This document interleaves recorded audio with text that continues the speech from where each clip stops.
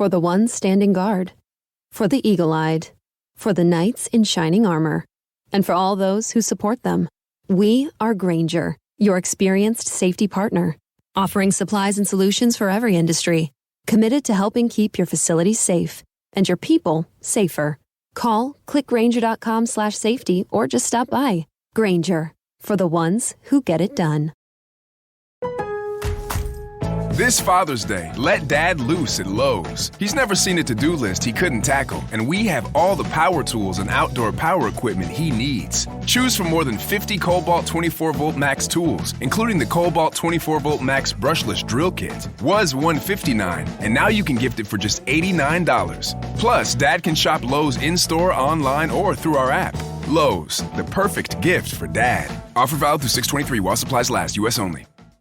The following is brought to you by the Social Suplex Podcast Network. This is John Silver, lead recruiter of the Dark Order, and you are listening to All Things Elite.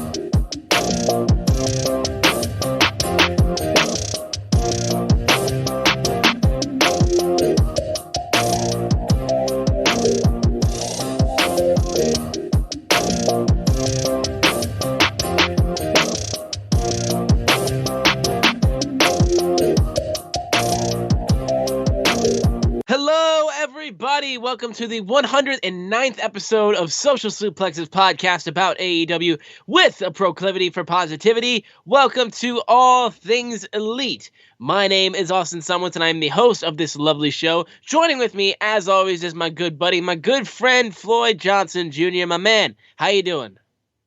I am doing great. I want to first give a shout out to my boy, Austin. He's basically dragging his body in to do this conversation. I tore both quads before I sat down on my computer. He can't breathe. He literally, Sydney had to carry him into the chair that's on wheels so he could roll up to here and do this show. He's coming in. He's down, but he's not out. He's basically what's rumored to be going on with Kenny Omega. That's what's going on with Austin right now. He's working hurt, and I like to commend him for that. That's dedication, buddy. Absolutely, man. I'm pulling through on this. I'm not doing that bad, honestly. It's just congestion, some sort of things going around. It's not COVID, I can promise you. It's nothing like that. I feel perfectly fine outside that. It's just congestion up in my nostril cavity, and like I had my throat that was just like super sore and just super like dry. And other than that, it's like my voice is just going to sound a little bit weird. I'm slowly coming out of it. By the time you hear us next week, I will be fully recovered, I'm sure of this. But yeah, so if you're wondering why I sound a little bit stuffed up, that is why. All right. Well, you're just asking how I'm doing. I'm doing fine. It's been a good day. Got a birthday present. I got the Chris Jericho little bit of the bubbly box figure. I got that today in the mail, so that was a good birthday gift. Then I found out the new Nightmare Family jackets will be here tomorrow, and then something will be here Saturday. My Series 5 for AEW figures will be here Saturday. So it was just like everything. Like I have a folder that's called pending orders. So literally, when I make an order, I put it in the pending order folders back. So I kind of let my pending folders build up. So. It's starting to actually clear out now from all the old purchases I made, because I think the oldest purchase was that figure set I think I bought in like this January, whenever it went on sale. But I did make a stupid purchase that was for me, and it's so close to AEW related, but not quite. Mox has been coming out to the song Wild Thing. And I have said on my social media many times, I that song is both makes me happy and sad because every time I hear it, I want to sing along. But it makes me sad because then Ricky Vaughn doesn't come out, with his gold glasses on, played by Charlie Sheen.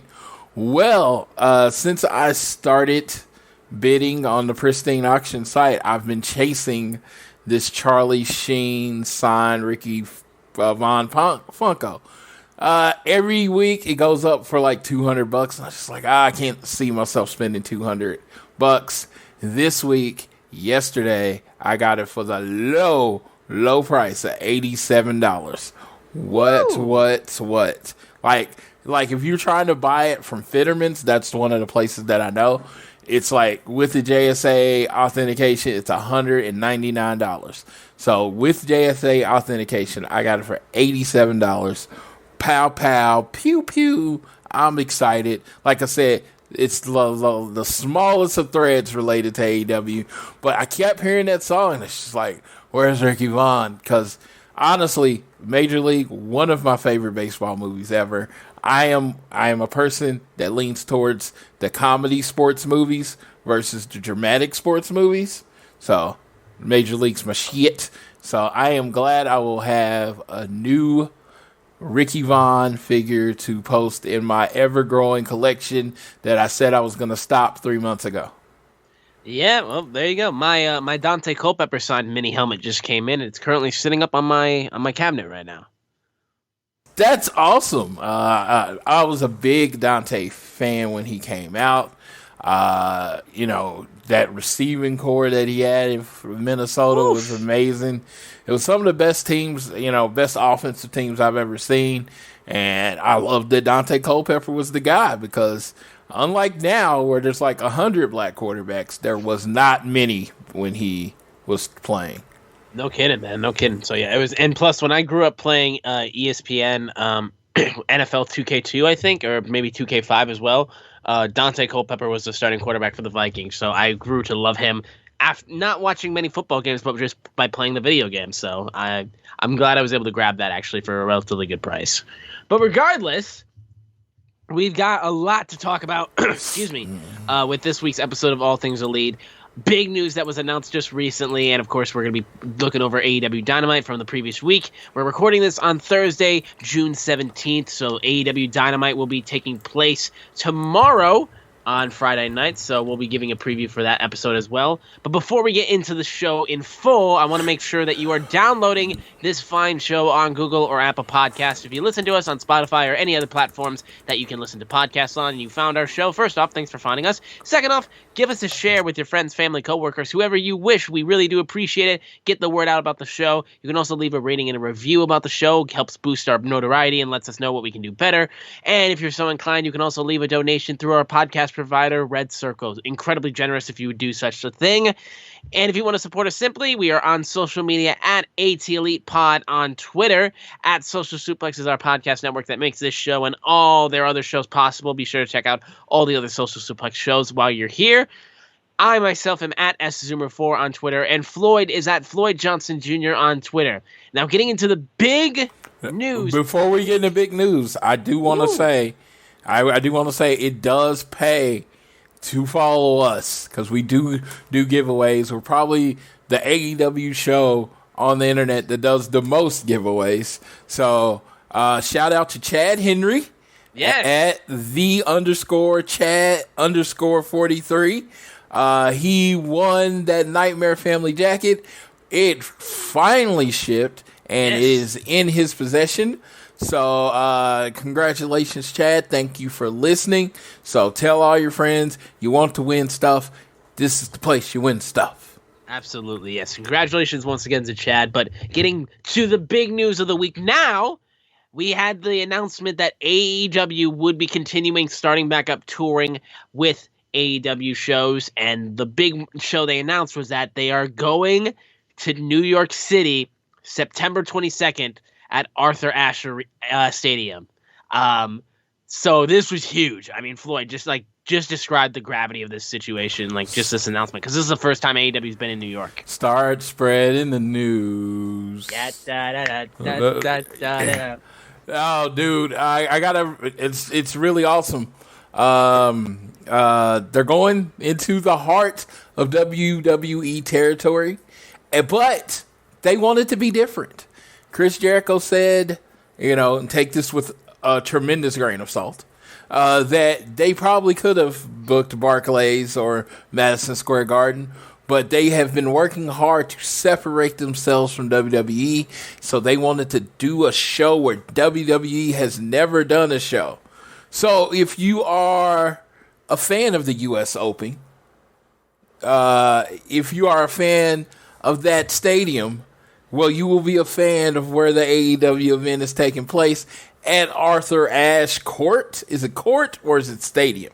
I don't remember, honestly. All I know is that it's the Arthur Ashe venue. Yeah, the Arthur Ashe venue it's a stadium, yes. Queens, 20-something thousand people. I mean, they're going all in, pun very much intended, for an event in New York on September 22nd. It is just like a Dynamite. I was going to say it's a regular Dynamite, but come on. It's New York. It's their first show. They're trying to pack 20 grand in there. It ain't going to be a normal show.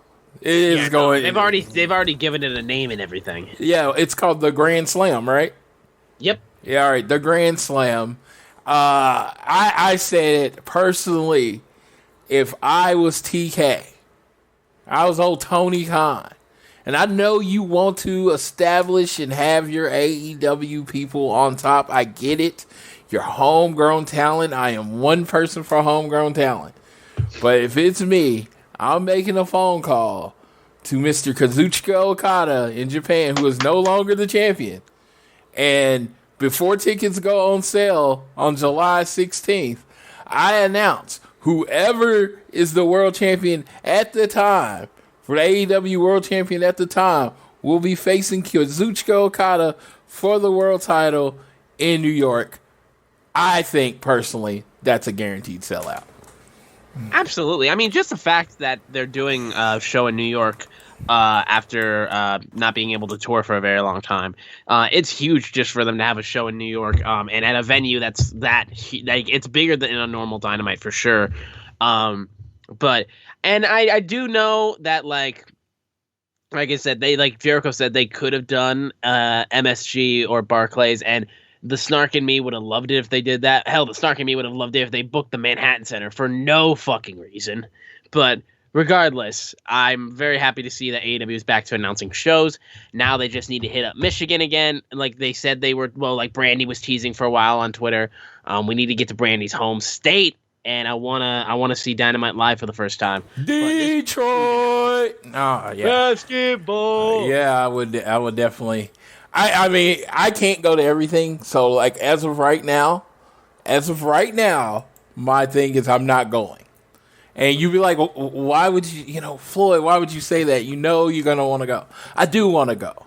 But what's going on is the pandemic has ended. And every wrestling company everywhere is putting on big shows everywhere. And it's just like, well, I could keep spending until I was broke and then I can't go.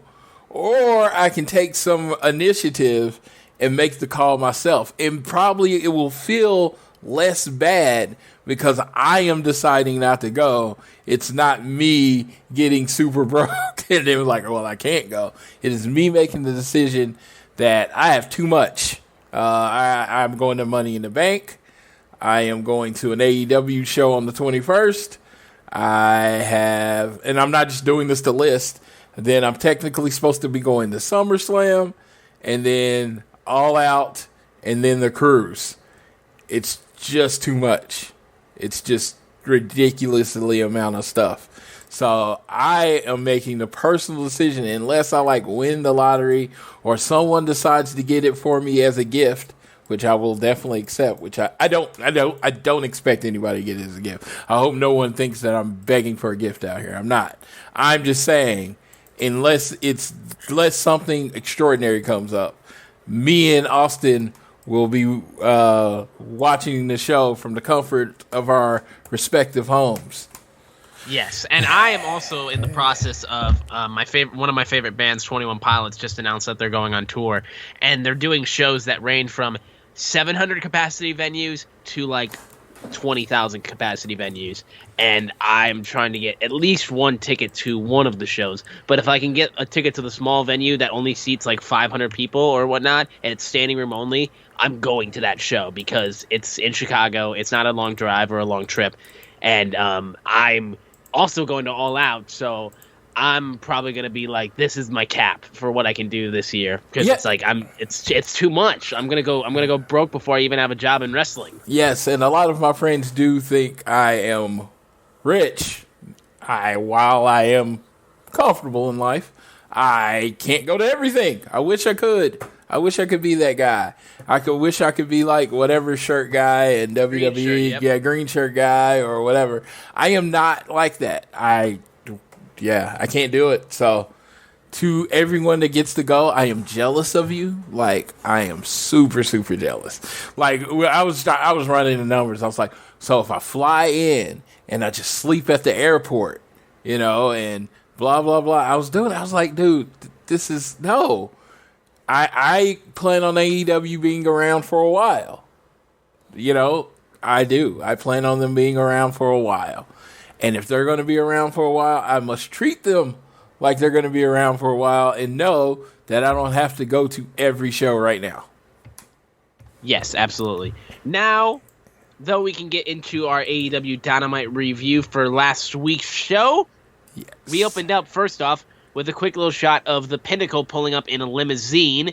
So they made sure to focus on that to get people hyped up. And then our opening match was Christian Cage versus Angelico of Big Money Matt's team of confidants. And Big Money Matt and Jack Evans was on at ringside. And this is an opening match. I didn't think this would open the show. I didn't think they would open off with Christian Cage starting off. I don't think that's a bad thing because I think Christian gets a good pop to start off the show. But for an opening match, this was cool, I thought. I thought this was a really cool match. We got to see the more continuation of Matt Hardy and Christian's feud continuing to go as after the match was over, Jack Evans ran into the ring, tried to hit Christian Cage from behind, but he got rid of him real quick. But then he hit him with another. Matt Hardy comes in and hits him with another twist of fate like he did the previous week, and then Jungle Boy comes down to aid Christian Cage since they teamed the week prior. And it was a cool opening, I think. It wasn't anything like hot out the gate like AEW is known for, but I felt like a decent, cool opener. Yeah, I thought it was a really good match. It's just like, it was just a good match.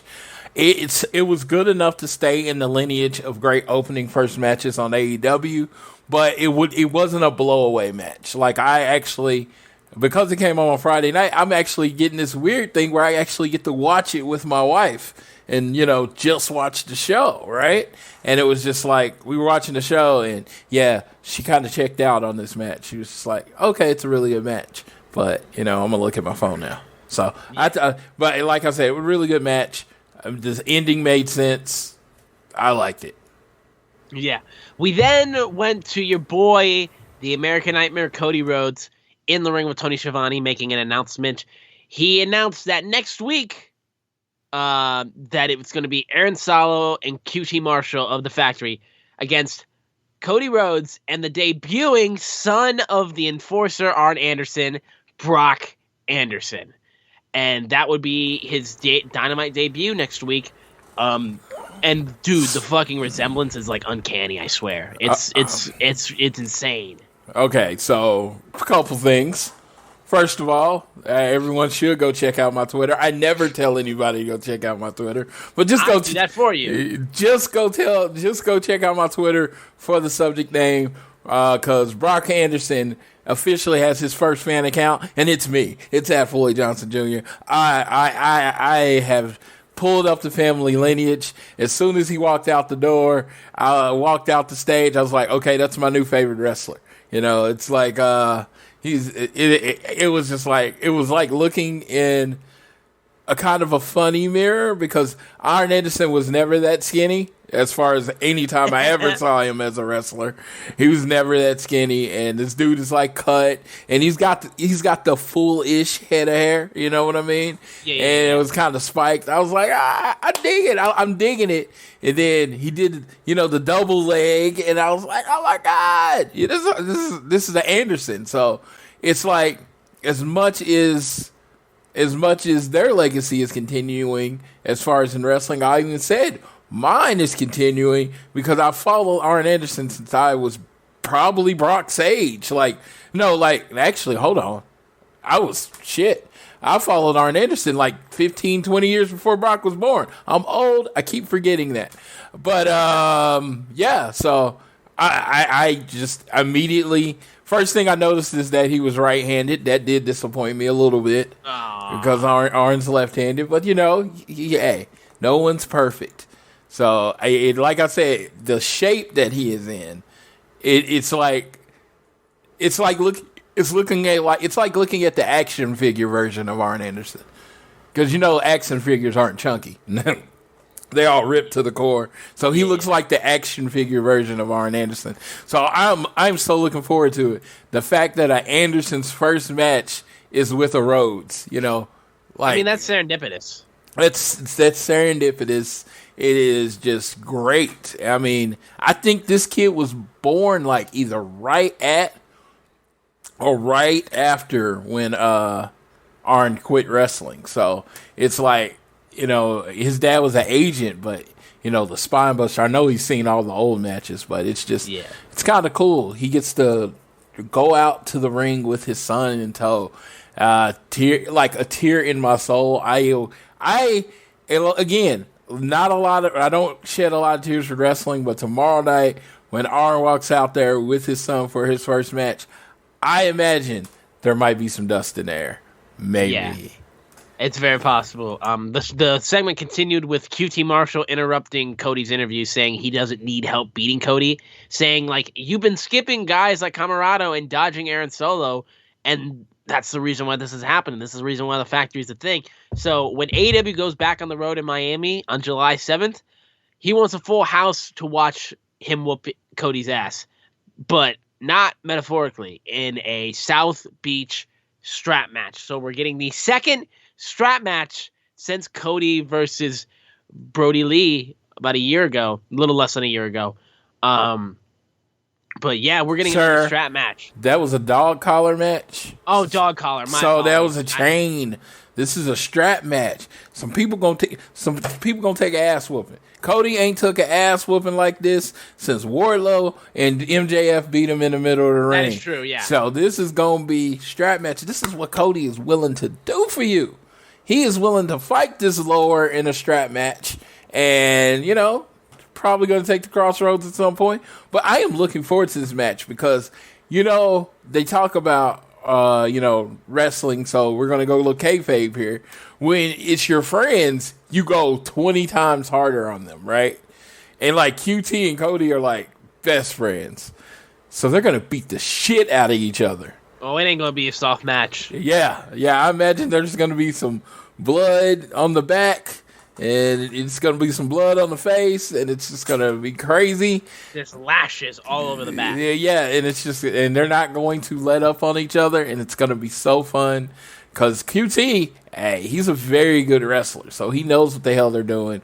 And Cody knows what the hell they're doing, and Cody knows what the hell he's doing. And they're training people every week, and it's like, oh my God, you're going to get to see your two trainers basically beat the shit out of each other.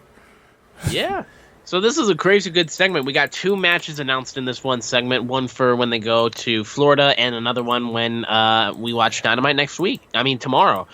So that's huge. And this was a really strong segment, I felt like. And like you said, it was really cool to see Brock out there and to see just Arn looking at his son, just I'm sure a tear will probably be in his eye tomorrow. I bet he'll have one. I hope they just give him his moment because, I have this unsettling pit in my stomach that, Andersons and Rhodes have to be on the wrong side of each other. So I just feel like Brock might just throw a spine buster or some shit and just put Cody down. And I would I don't know why. There has been nothing on any TV if you've watched that has led to it, but it just feels like gut feeling. I feel like a turn is coming. Yeah. We then had 6-man tag action with the AEW World Tag Team Champions, the Young Bucks, and their stooge, Brandon Cutler, versus Eddie Kingston and Death Triangle, the Bastard Pack, and Penta El Zero Miedo. This match had a bunch of quick spots and fast spots, but surprisingly, they actually finally gave a win over to Eddie Kingston for this match, as Eddie Kingston was able to just hit a spinning back fist on the back of Cutler's head to be able to win the match. And, Cutler taking the pin makes sense for getting the Elite at least a loss. But this was a lot of fun. I love everybody in this match. Even Brandon Cutler, I think, is good to be a good pin eater and is a good, distractor. And he's done well, on the sidelines for helping out the Young Bucks in their match. But after this happened, the Good Brothers and the Bucks proceed to beat up Pac and Kingston, and then I love that he's called the Elite Hunter. The Elite Hunter, Frankie Kazarian, comes down and clears the ring. First off, I get to see more of Eddie Kingston. Hell yes. Second off, this was a lot of fun, and seeing Eddie Kingston get a pin victory on Dynamite. We haven't seen Eddie get a lot of wins recently on Dynamite, so it was nice to see. Frankie Kazarian rolling with Mox and Kingston. Bro, I kind of think that's a dream little faction there, and I pointed this out, and people thought I was taking a slight at Frankie Kazarian. Well, when he came out, he was wearing the black jacket. It was kind of zipped up, and he was wearing camo pants. Who wears that exact same thing? Probably them. John Moxley wears that exact thing. And I was like, well, he kind of looks like, a discount Mox. But it's because he's 50 pounds lighter than Mox. It wasn't an insult. I was talking about his size, but it was just funny. It looked like, based on his gear, him helping Kingston, he looked just like a Mox replacement. But I was like, so that got my brain thinking, oh, Frankie, Mox, and Kingston against the Elite. Let's fight. Oh my God, I'm down for that fight. All day, every day. Yeah, absolutely. We then had the interesting segment of the Invisible Don Callis and Kenny Omega blowing the lid off of the conspiracy to screw AEW World Champion Kenny Omega out of his title at Double or Nothing, which featured doctored footage of Don Callis after he pulled the referee out of the ring, and the referee, quote unquote, saying, "I just want Kenny to lose. I'm trying to screw him, yada, yada, yada." And then altering the footage so that everyone's cheering for Kenny Omega. I mean, look, this segment was ridiculous. I think it does a good amount of heel work, though, for Kenny, just because of how stupid it is. It's like, bro, you're just lying. You're just lying. I mean, that's some good heat. Yeah. That's some good heat, dude. It's it's annoying to watch because you're just like, bro, what the fuck are you doing? Why are you pulling this out of your ass? We know you're lying. It's simple, strong heel heat for Kenny Omega and Don Callis, but just trying to change the narrative of what happened in that match. Even though Kenny still won the title and they're not using it as try to way to get the match back. They're just using it so that people can believe their story because they're the ones that are telling it. Yeah, that's really awesome. I like I said, I just thought it's so ridiculous. It's so hard to make people boo Kenny. It's going to take stuff like this that some people might find silly to kind of push people over the edge. I boo Kenny because I know I'm supposed to boo Kenny. And, I try to do everything to make the show go forward, but Kenny's a very likable champion, so it's really hard to boo him. It's really hard. Yeah, so now I think this segment went a ways to doing what they're trying to do. Yeah, I think so too. I think it did a solid job of getting heat on Kenny, I think, just because it was so annoying seeing the blatant lies. But we then had MJF and the Pinnacle responding to the Inner Circle about Stadium Stampede 2. Dash and Cash talking bad on Santana and Ortiz. Sean Spears says he got a moment of a lifetime with Sammy Guevara, and it was at his own expense, Wardlow says he's obsessed. Jake Hager's obsessed with him because every time they face each other, they bring out the best in each other.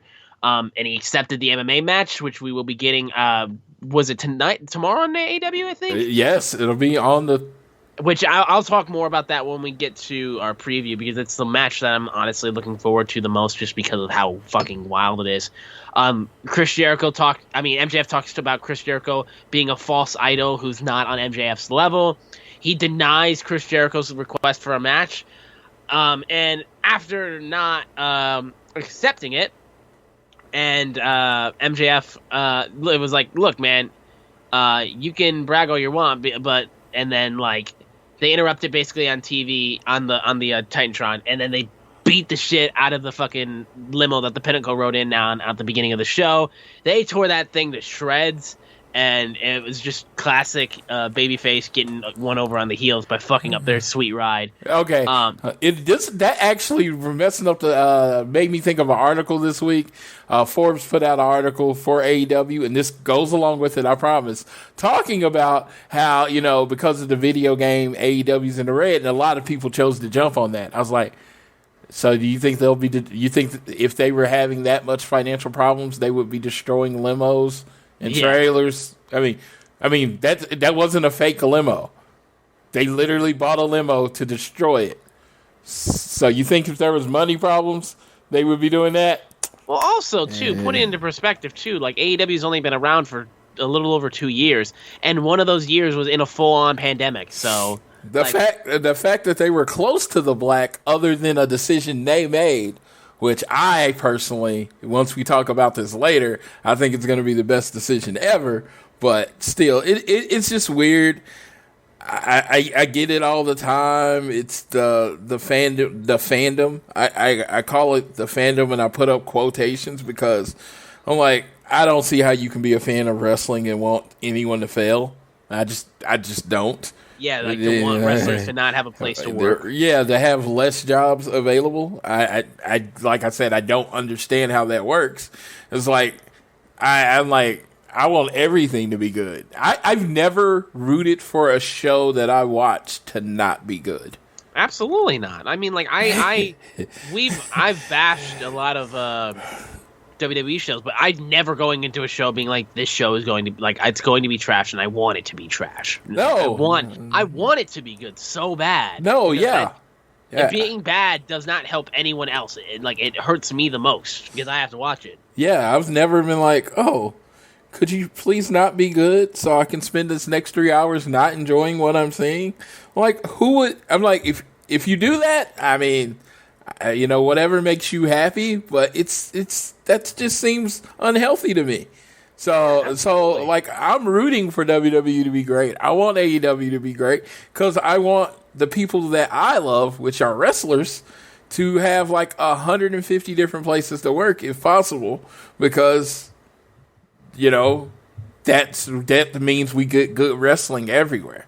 And wrestling is one of those things that at any point in time, any night, it could, you can end in injury. Unfortunately, don't ever want that to happen. But you need wrestlers. You need people wanting to wrestle and move in because, next man up kind of situation. So it's just, I don't know. I want everyone to succeed, but I definitely listening to this and you haven't picked it up, which I doubt it. I'm thinking you're pretty hardcore if you're on this show. But go to Forbes.com and check out the article. They call the TK the new Lord of the Rings. What I found funniest about this article is that he went to his dad. His dad thought it was a crappy idea, but he was like, oh, you know what? I'm about to leave you, like, whenever I pass away, I'm going to leave you a crap ton of money. You might as well waste some of it while I'm alive. That's the exact quote. You might as well waste some of it while it's alive. So it was like, oh. Nobody builds 5G like Verizon builds 5G, because we're the engineers who built the most reliable network in America. And the more you do with 5G, the more building it right matters. The more your network matters. The more Verizon engineers going the extra mile matters. It's us pushing us. It's Verizon versus Verizon. 5G built right from America's most reliable network. Most reliable based on rankings from RootMetrics second half 2020 U.S. report of 3 mobile networks. Results may vary. Award is not an endorsement. Lowe's knows you work hard to take on the toughest jobs, so why not treat yourself with savings on the top pro tools that work as hard as you do? Head into Lowe's today for pro summer savings and get up to 30% off select tools and accessories. Lowe's is the home for great values on the most trusted brands like DeWalt, Bosch, and Metabo HPT. Shop in-store or on Lowes.com. Lowe's, the new home for pros. While supplies last, valid through 7/7, U.S. only. Oh my God. They're like, this $100 million thing was just like, oh, okay, kids, go have fun. It was like my parents giving me a 20 and saying, hey, go do what you want with it. But it's $100 million. I was like, wow. He lives on a different planet than I do. And there you go. I completely understand that. Yeah. Up next, we had Scorpio Sky and Ethan Page, who told Darby the previous week, you can face us again, but you need to find somebody other than Sting, because Sting has been carrying your ass this entire time. Darby was just like, you know what? Nope. Sting, stay at home this one time. I'm going in alone. Make it a handicap match. Oh, yeah. Sting. Darby completely took the bait. I'm like, Darby, I love you, man, but you really didn't need to do that. You really didn't need to do that. Yeah, it goes into my line of stupid faces in wrestling. I'm like, oh, who the hell would do this? This man is asking to die on his sword, and Sting was just like, okay, fine, I won't come. Yeah. And JR said itself, this is a dangerous decision Darby Allin has made. Yeah. And it is. You are facing two very good wrestlers by yourself. It's not a dangerous decision. It's a stupid-ass decision, and I love it because it's wrestling. I try to tell people there are things in wrestling that you can change, and there are things in wrestling you cannot change. One of the things you cannot change in wrestling is faces doing stupid shit. Yep. Like this. God, do they not believe in themselves? It's just so crazy that somebody says, yeah, we couldn't beat you in a 2-on-2 fight because that guy's too strong, so go get someone else. I'd be like, well, I'm going to stick with the guy that's too strong, and you leave me alone. You can't make me change my partner. Yeah, it's like, no. I love it, though. I love it. Yeah, it's going to be a lot of fun to watch for sure. It's like Darby just doing great baby face work, just like willing himself on by himself as the odds are stacked against him. But after this was the TNT title match between the best man Miro, the current TNT champion, and Evil Uno of the Dark Order. They had a nice little segment before this match showcasing Evil Uno's like why he wanted to become TNT champion, doing a nice little message about like bringing the title back to the Dark Order and doing this for Brody. And this match was really good, honestly. Like Evil Uno came out there and he put on a damn good show. Miro is still just a complete beast. Like, this is exactly what we were waiting for Miro to become, and it took some time as they were laying the foundations and like making people think and stuff like that. But Miro's just running roughshod. He did a great job, and I loved how the Dark Order proceeded to go up on the ramp, including -1, and cheered on Evil Uno. There was a nice discus lariat that was a tribute to Brody Lee. He almost got it with that, but then the game over was applied, and Evil Uno was forced to tap out. And again, JR, another good call by him. He said the Miro broke the hearts of the Dark Order contingent at ringside. I was just like, that's good. Like, man, it's like this title win would have been huge and so important and so symbolic of the Dark Order and just getting it back for Brody. But Miro's just not going to let you do that because he's a beast and he wants titles and he will not give it up. He made you care. They made you care just enough to break your heart. Yeah, exactly. Because everyone knew Evil Uno wouldn't be TNT champion, but they made you care just enough to be invested in it. Where you're like, come on, Uno, come on. And that's when they snatch it away from him. My favorite moment of the match, he completely no-sold that spinning clothesline and just like fucking destroyed him. I was just like, God, this is Miro. I do want to put out a little warning. This is based on Miro. You might see the same thing with, and I'm hoping this has taught you patience, when Andrade Idolo. Please, they signed a person they weren't expecting to get, and they might not have 100% of a fleshed out plan of exactly what they want to do with them. At least not yet. Yeah, not yet. So the first few weeks or few months might be a little bumpy because they don't want to make the person lose, but they don't really want to bring them in and just beat their top guys immediately. It's just there's a balancing act, There's a balancing act. You don't want to be the 2000 to 2010 Impact people where people like Chavo Guerrero would come in and win the world title like 2 weeks after debuting because, just because they're from the WWE. You want to keep your people strong.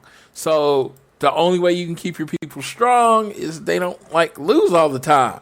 So finding where Andrade's spot is coming up may take a little patience. I just want to throw it out there because this whole Miro thing, everybody's on the Miro thing, and both me and you were screaming when people were like, oh, they're misusing Miro. We kept saying, patience. They didn't know they were getting him. They signed him because he was available. That doesn't mean they knew exactly what they want to do with him. Absolutely. Andrade's probably going to be the same way because he's got a world title shot in Mexico, so you kind of want to keep Kim and Kenny away from each other for a while. So he'll probably need a feud to get there and a feud to get there. So it might seem like they don't know what they're doing for a bit, but it's not that. It's just they're waiting for him to get in where he fits in. All right. I think that's a perfect way of summing it up. And we can also talk about Andrade El Idolo as they announced that next week on Dynamite, or more often tomorrow on Dynamite, or today when you get this episode out, Jim Ross will be interviewing and sitting down with Andrade El Idolo. And then we then had a segment with Kenny Omega and Don Callis, where Tony Schiavone introduced them. And Don Callis proceeded to call Jungle Boy a one-hit wonder in the eyes of Kenny Omega and Don Callis. And look, we're supposed to sell this match, but I can't bring myself to say anything bad because I see a younger Kenny Omega in you. But there's just something I can't put my finger on.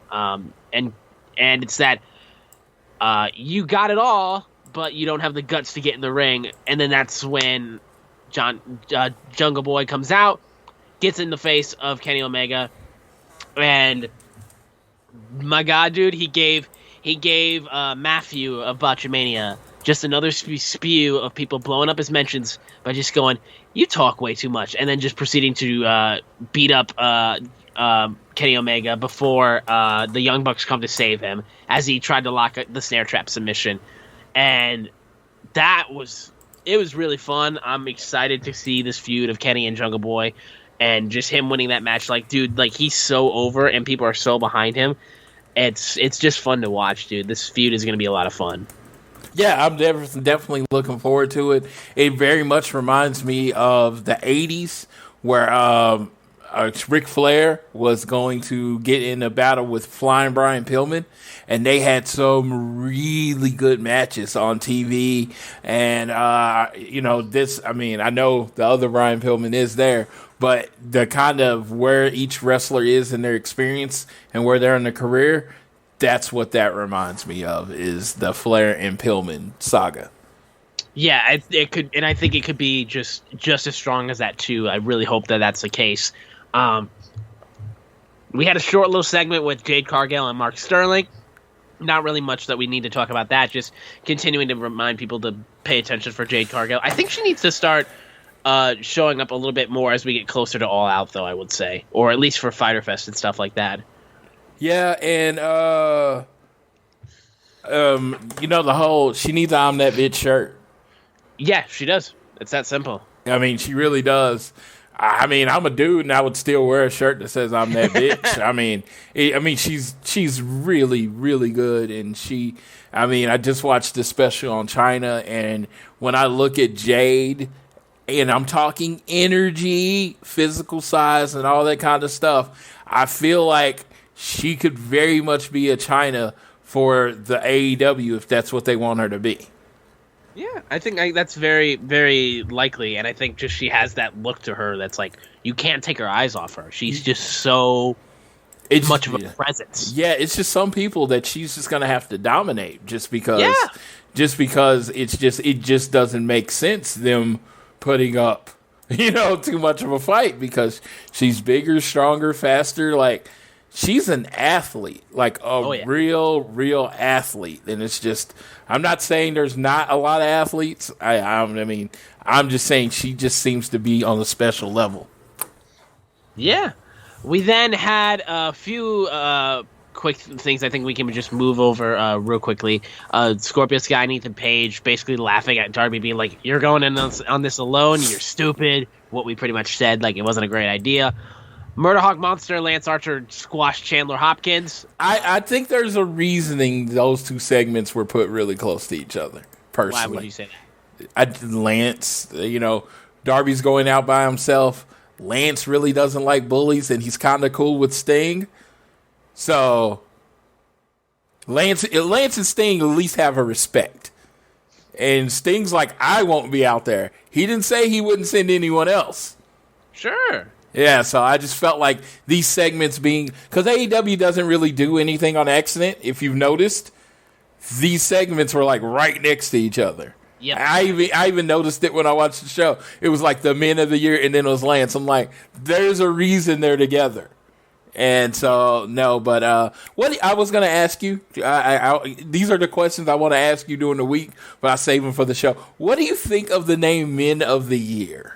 I like it, honestly. Like, I like the idea that because like, let's be honest with ourselves, they're two good-looking dudes, and they carry themselves with a lot of swagger, and just like Ethan Page is that great rich dude that, like, he thinks he's basically, like, I would say very similar to MJF in the way that he carries himself, but just a little bit different in the way that he speaks, and a little bit more different in the way that he acts on mic. And then Scorpio Sky is one of those guys, just like, you look at him and you'd be like, God, that man looks good. He looks way better than me. What an asshole. Like, it's kind of got a little bit of, like, dashing Cody Rhodes vibes to it, to me, in my eyes. So I think Men of the Year is a good team name, actually. I do like, I kind of like it. It's got to grow on me a little bit more. It just like Men of the Year. I don't know. It's like the Wingmen. It was like, it took me a few weeks, but I was like, oh, okay, the Wingmen, I get it. Men of the Year might take a moment for me, but yeah, I just think something's about to happen with this whole, these whole groups.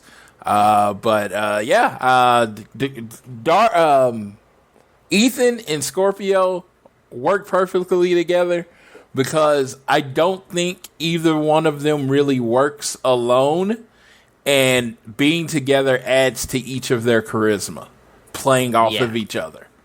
Yeah, and then after this was another quick small segment with the Wingman, like you mentioned, where they mocked Orange Cassidy and how he's dressed and offered to make over his outfit, and Cesar Bononi threatened to make over his face pretty much, as the rest of the Wingman were laughing on. So this was really quick.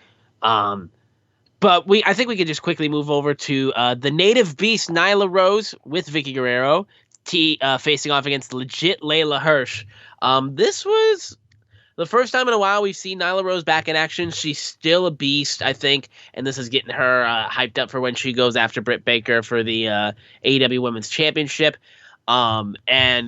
Again, while I'm surprised that this is the idea of what they're doing for Britt Baker's first title run, I don't think Nyla Rose is a bad pick. I think it's an interesting one, but I mean, this was a decent enough match. I was surprised Layla actually got a pretty good reaction too from the crowd. It seemed like.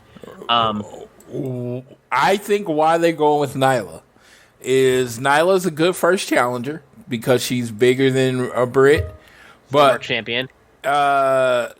Former champion. Then Britt is kind of in this tweener phase. Yeah. So it's okay for you to cheer Britt against Nyla because they're both heels, right?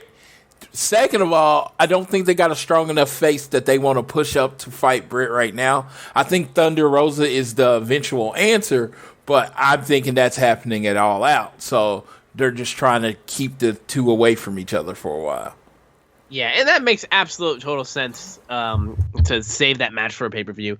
And again, I think it's an interesting pick. It's not the one I would have thought they would have gone with, but I think it's a good prover for Britt. And I do like the fact that you kind of labeled her a tweener, because at this point, that's kind of what she is. I mean, if you watch the Cheetah match, that's the only thing you can call her. I mean, she got a louder pop when she came out than Cheetah, and she was the heel. She's very much in that Stone Cold gray area, Like, I know a lot of people were trying to push Becky into that, but Becky wasn't really a bad guy. No. Britt is a full-on heel, and she does bad shit to people, and people cheer. That's what I like about Britt. And then, of course, she has DMD. Just watch the finger. Yeah, just watch the finger. Yep.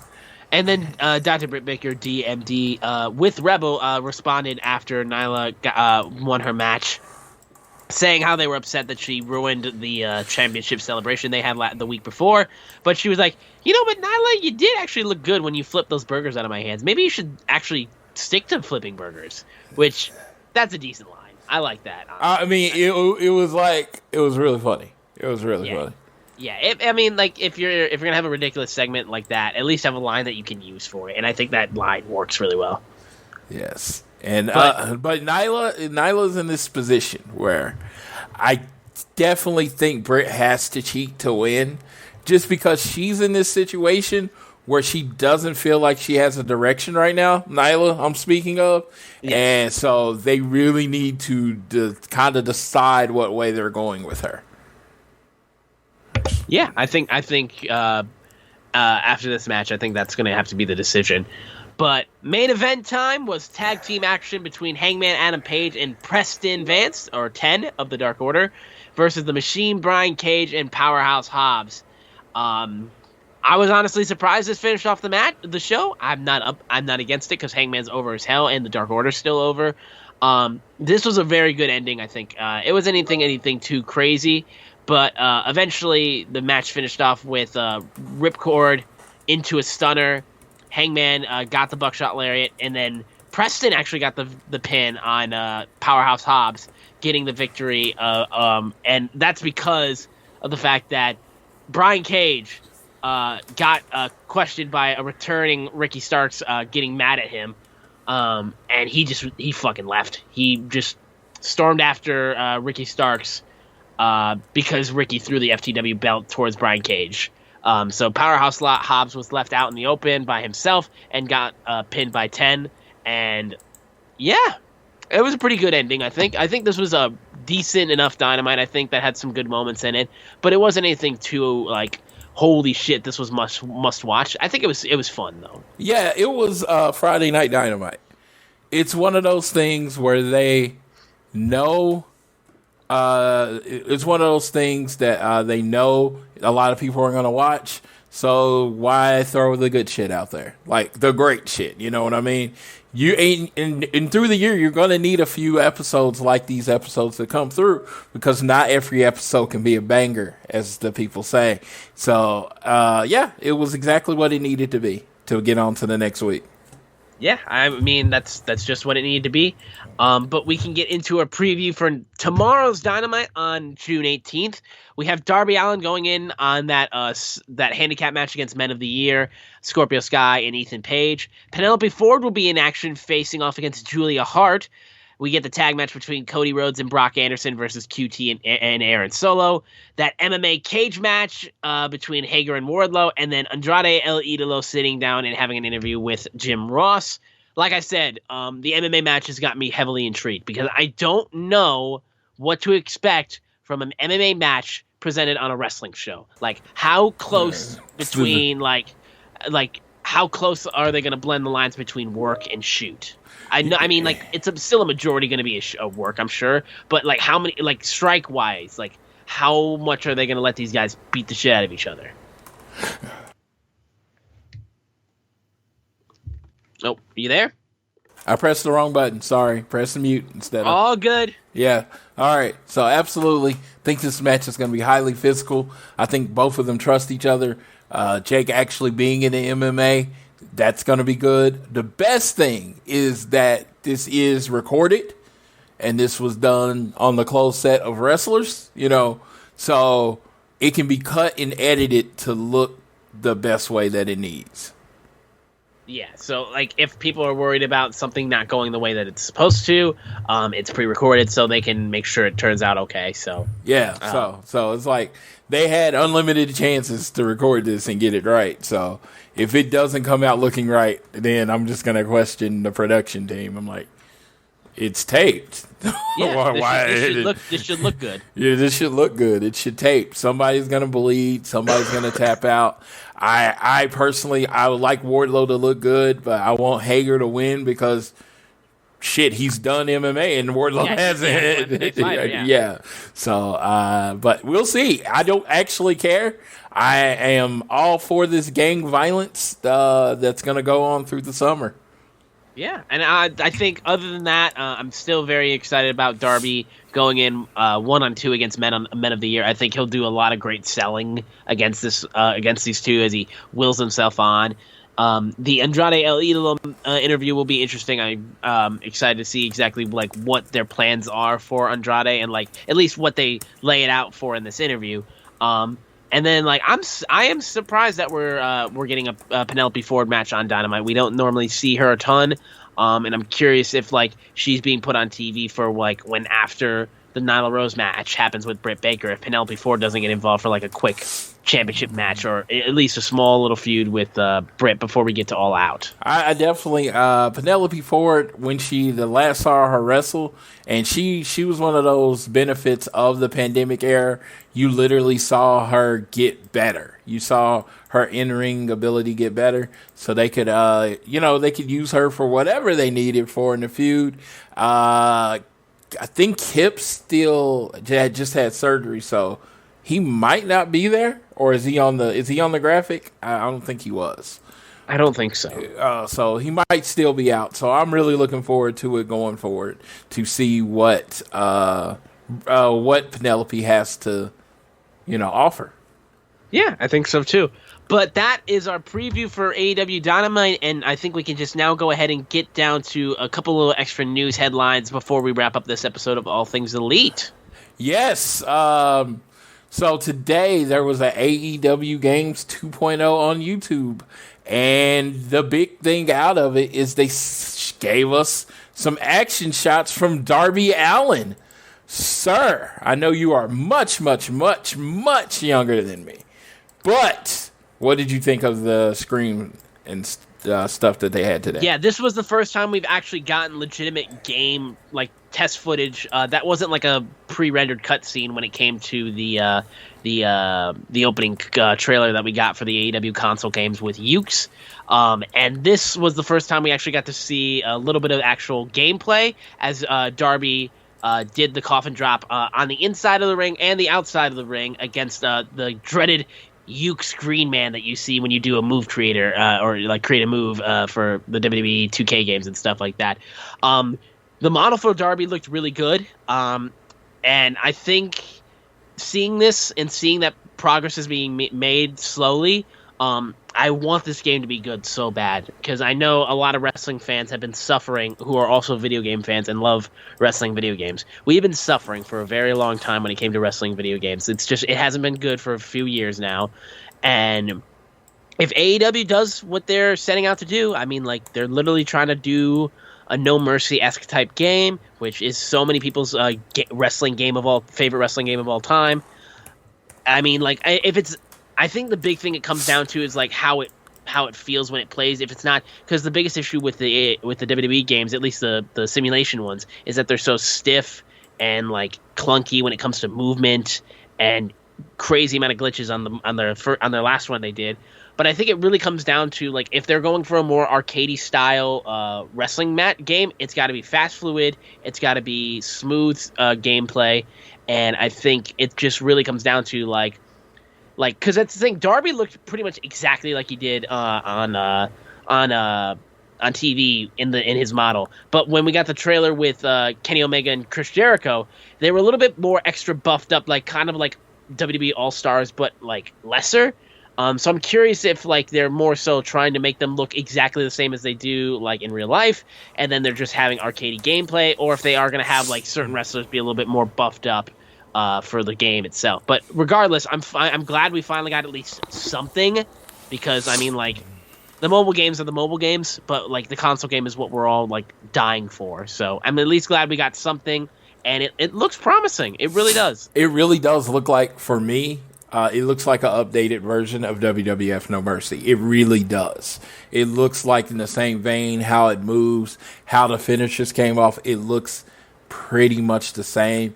And if that's what it is, it makes me happy. I know like some other people might not feel that way, but me personally, tear to my eye. That was a game that I spent hours upon hours playing. So if that's how it goes, I'm definitely like, sign me up. Let's do it. Yeah, absolutely. What's the other small little piece of news that we have real quick? The other little small piece of news is the AEW replica titles pre-sale begins June 23rd, 2021. It is finally here. The replica of the AEW belt. It is one of the biggest belts in wrestling. But apparently this is going to be a little more than the kind of cheaper replicas you get. The price point is $699, and if it's going to be about $100 for the shipping? the FedEx. It's FedEx insured shipping. So it's going to be $50 to $100 from that. So you're going to look at it over $800 for the belt. It's going to start June 23rd at shopaew.com. I'm all about this. I'm all about it being a very detailed belt. For me, the price point is too high to get on the first wave. I will probably wait until some people I know get the belts so I can see that the quality is worth me, spending $800 on a belt.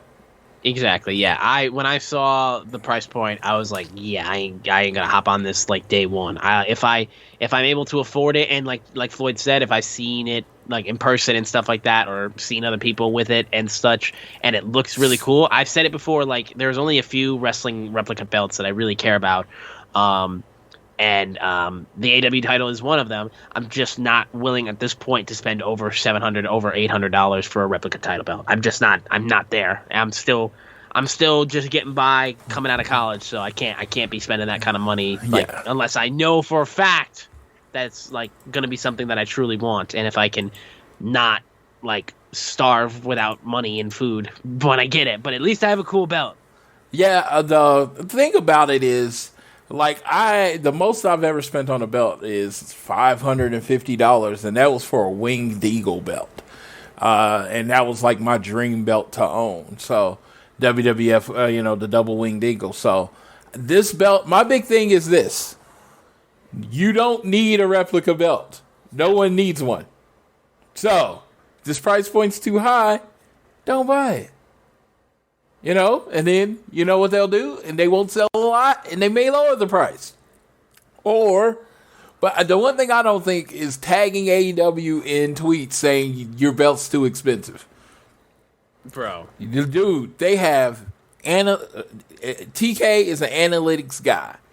He has went through every system based on the quality of their belt, versus every other belt, and has come up with a price point that he knows people will pay. It's not a price point that he thinks people will pay, that he knows, and that it will equal the minimum amount to reach his investment. You know what I mean? The dude's smart. So I'm just saying, you want the belt? Great. Buy it. If you don't, great. Don't buy it. But like getting on the social medias and saying, oh my God, does it come with a life-size Kenny? I'm like, I hope it doesn't come with a life-size Kenny for only $700. Right. I'm like, I feel like that would be like the $2,000, $3,000 range. No, but I don't think, like I said, I acknowledge this is expensive. And the reason I won't do it is I would rather go to 2 or 3 events than buy this belt right now. It's not like, oh, I can't afford it. It's just the money comes from somewhere. And for me, it's not worth trying to skip events to have a belt that basically, honestly, unless you're a person that carries it to every show and carries it around, it's kind of just a huge paperweight. It's there for display and look pretty, but you know what I mean? It's not, you don't get any function out of it. It doesn't massage your feet when you have been walking through the day. It's just there. So, like I said, decide what's best for you in life. But you don't need a belt. A belt is not food. It is not water. It'd be nice for you to get, and that'd be cool. And if you do get it, and you're doing pictures, make sure you tag our podcast at AT Elite Pod, and we'll share it out to the world. Because hey, show what you got. But like I said, it won't be a June 23rd purchase for me. Yeah, I'm sure the belt. Excuse me. I'm sure the belt collectors will still be salivating at this title because it's still a great looking title. But yeah, it's getting a wrestling belt is a luxury. The only wrestling belt I have is like the $100 WWE championship belt that you can get from Toys R Us. That's plastic, but it looks relatively like the real thing. But yeah, it's getting a real replica wrestling belt is a mega luxury. And while a lot of wrestling fans would like to have their own, some of us might not get our own just because of how they are expensive. So yeah, for me it'll be Christmas and it'll be after I save money. It's going to be okay. I'm not going to eat fast food this week. I'm not going to do this, and I'm going to put this money back for about 6 months and then do it. There you go. So yeah, be sure to tweet at us if you end up getting the replica belt and when it ships to you, because we'd love to share that around. But that will wrap it up for this episode of All Things Elite. I want to thank you guys so much for listening and dealing with my sickness. Like I said, I will be over this by the next time you hear this podcast. So if you're still sticking with us, even though I sound kind of nasally and shit like that, we appreciate it. If you guys are a fan of the show and you like listening to us, keep listening. Be sure to download the show on Google or Apple Podcasts. Leave a rating, review. You listen to us on Spotify. You can share us around or any other platforms that you listen to on podcasts. You can leave a donation through Red Circle. That would be huge of you. And like we've said before, our Twitter is at AT Elite Pod.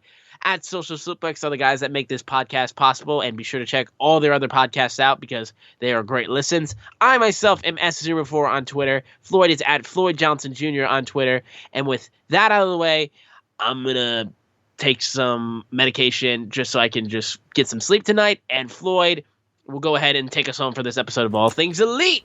Everybody, if you could send your T's and P's to my boy Austin, who is fighting from the brink of death right now after this show, I would definitely appreciate it.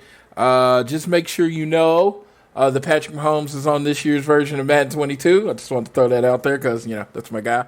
But no, really, just do well by each other. We're starting to get out. It looks like everything's starting just completely open back up. Events are out there. When you're at events, make sure you say hi to people, but make sure, you just be good. Be nice. Make sure it's comfortable. We're all watching wrestling, and that's all we're all there for. So just look out for each other. Make sure everybody's safe. Make sure everything's on the up and up. If you see something, say something, and all that jazz. But to that, I will leave you with what I always leave you with. Whether it is home, work, or school, always do your best to be elite.